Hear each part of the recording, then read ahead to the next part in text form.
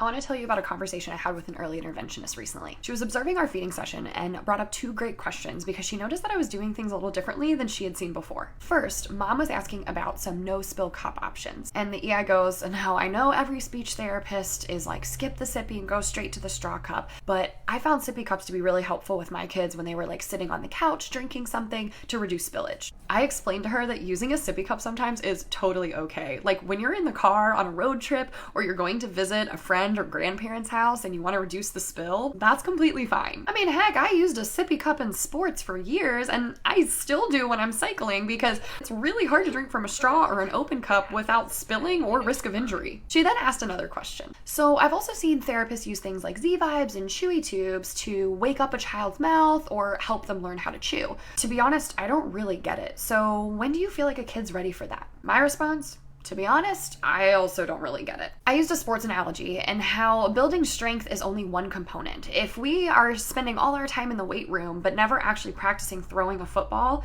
we're never going to develop the coordination and skill to accurately throw a football. Additionally, foods don't vibrate, and while some kids will benefit from these types of tools to support regulation and orally seeking behaviors, we don't need them. And by introducing them, that's just one more thing we have to eventually transition away. We chatted about motor learning principles and how we can modify foods by changing things like the temperature, the texture, the taste, or the bolus size to support advancing skills. I was so glad that she was comfortable enough to ask me those questions, but I hate that these myths are continuing to be perpetrated. Y'all, we need to continue asking questions and diving into the research to support our practices. I also used to think that these things were true and made sense just because an expert in the field said so. But really, they don't, and we need to continue challenging these ways of thinking and practicing for the betterment of our field. Let me know your thoughts in the comments.